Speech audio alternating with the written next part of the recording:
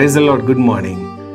రోమిలకు రాసిన పత్రిక 5:5 వచనంలో ఇలా వ్రాయబడింది, ఈ నిరీక్షణ మనలను సిగ్గుపరచదు అని. దేని కొరకైతే మనం నమ్ముతున్నామో, దేని కొరకైతే విశ్వాసంతో ప్రభు వైపు చూస్తున్నామో, ఆ విషయంలో దేవుడు మనలను సిగ్గుపడనక్కర్లేని వారుగా దేవుడు మనకు విజయం ఇస్తారు. మన నిరీక్షణ, మన విశ్వాసం వృధా కాదు. ఈరోజు కొరకు మనము లూకా సువార్త 2:25 వచనాన్ని చదువుకుందాం.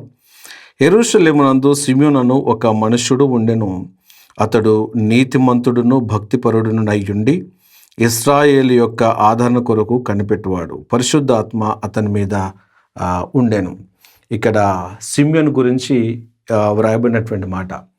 సిమ్యోన్ గురించి ఇతను భక్తిపరుడు, నీతిమంతుడు అనేది వాక్యంలో.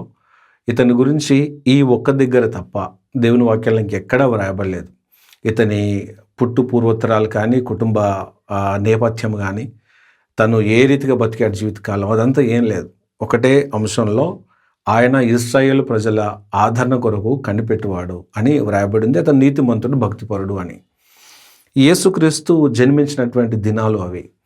వాస్తవానికి యేసుక్రీస్తు జన్మించినటువంటి ఆ సందర్భంలో చరిత్రను గమనిస్తే అంతకుముందు 400 సంవత్సరాల వరకు డార్క్ పీరియడ్ అంటారు దాన్ని. అంటే యేసుక్రీస్తు జన్మించక ముందు 400 సంవత్సరాల నుండి ఒక్క ప్రవక్త కూడా లేడు ఇశ్రాయేల్ ప్రజలకి. దేవుని వాక్యం వారికి ఎప్పుడు ప్రవక్త రూపంలో రాలేదు. ఏ ప్రవక్త వారి మధ్యలో లేరు. డార్క్ పీరియడ్, సైలెంట్ పీరియడ్ అని కూడా అంటారు ఆ పీరియడ్ని.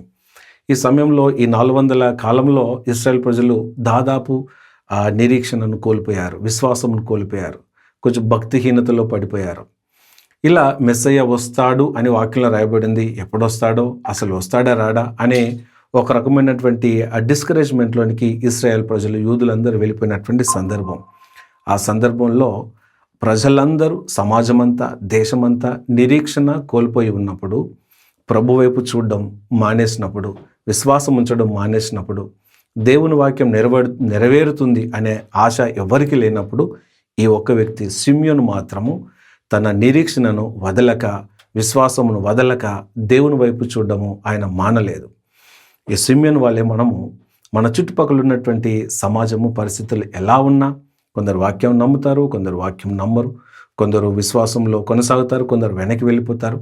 మనకు ప్రజలు ఎప్పుడు కూడా, మన చుట్టుపక్కల ఉన్నటువంటి మనుషులు మనకు మాదిరి కాదు. వారి జీవితం బట్టి మన విశ్వాసమును మనము కొలుచుకొనకూడదు. కాబట్టి దేవుని వాక్యమే మనకు ఆధారం. ఈ సిమ్యోను తన నిరీక్షణ ఏ రీతిగా కోల్పోక ప్రభునందు నిరీక్షణ కలిగి ఉన్నాడో, వాక్యంలో నిరీక్షణ కలిగి ఉన్నాడో, అదే రీతిగా ఈరోజు దేని కొరకు అయితే మనం నమ్ముతున్నామో, దేని కొరకు నిరీక్షణ కలిగి ఉన్నామో, ఏది జరగాలని ఆశపడుతున్నామో, దేని కొరకు ప్రార్థన చేస్తున్నామో దానిని మానక అలాగే నిలబడి ఉందాం, విశ్వాసంలో నిలబడదాం, నిరీక్షణ కలిగి ఉందాం. ఒక దినం దేవుడు మనల్ని దర్శిస్తాడు, ఒక దినం దేవుడు కరుణిస్తాడు, ఒక దినము ఈ పరిస్థితిని దేవుడు మార్చేస్తాడు, ఇబ్బందుల దేవుడు మనల్ని బయటకు తీసుకొస్తాడు. ఇలాంటి నిరీక్షణ మనం కలిగి ఉందాం. ఈరోజు దేవుడు మాట్లాడుతున్న మాట ఏంటంటే, నీ నిరీక్షణను నువ్వు విడిచిపెట్టకూడదు. ఈ నిరీక్షణ నిన్ను సిగ్గుపడనివ్వదు. దేని కొరకైతే నమ్ముతున్నావో అందులో దేవుడు నీకు విజయం ఇస్తాడు. దేని కొరకైతే నువ్వు కనిపెడుతున్నావో అది ఖచ్చితంగా నీ చేతికి రావడానికి దేవుడు కృప చూపుతాడు. ఇలాంటి కృపని దేవుడు మనందరికీ అనుగ్రహించును గాక. ప్రార్థన చేద్దాం. యేసయ్య, మీ నామమును స్తుతిస్తున్నాం ప్రభువా. ఈ నిరీక్షణ మమ్మల్ని సిగ్గుపరచదు అని మేము వాక్యంలో చదువుతున్నాం. సిమ్యోను మీ అందు విశ్వాసంతో నిరీక్షణ కలిగిన వాడుగా ఉన్నప్పుడు ప్రభువా, దేని కొరకైతే నిరీక్షించాడో ఆ మెస్సయ్య తన కళ్ళకి కనబరచబడ్డప్పుడు తను సంతోషించాడు. అలాంటి అనుభవాన్ని మా అందరికి దయచేయండి ప్రభువా. మేము విశ్వాసం ఉంచింది, నిరీక్షించింది మాకు దయచేసి దీవించమని నజరేయుడైన యేసుక్రీస్తు పరిశుద్ధమైన నామములో ప్రార్థిస్తున్నాం పరమ తండ్రి. Amen, amen. Have a blessed day. God bless you. Praise the Lord. Life for church ప్రతి ఆదివారం ఉదయం 9 గంటలకు 5th ఫ్లోర్ విజేత సూపర్ మార్కెట్ పైన, బీరంగూడ కమాన్ పక్కన, బీరంగూడ, హైదరాబాద్.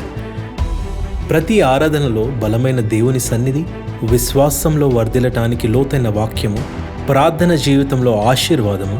ఇది పరిశుద్ధాత్మ నడిపింపులో కొనసాగుతున్న సంఘము, ఆత్మీయ కుటుంబము.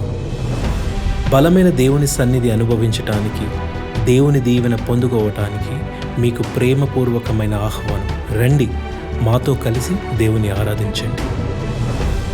ప్రతిరోజు మీరు వింటున్న ఈ దైవ సందేశం మరియు దేవుని సేవకులు చేసిన ప్రార్థన మీకు దీవెనకరంగా ఉందని నమ్ముతున్నాం. ఈ సందేశాన్ని మీ స్నేహితులకు, బంధువులకు షేర్ చేయండి. ఏదైనా ప్రార్థన అవసరత ఉన్నవారు ఈ ఫోన్ నంబర్లకు కాల్ చేయండి.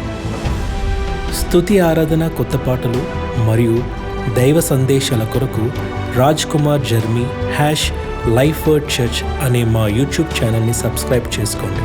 దేవుడు మిమ్మల్ని దీవించుగాక.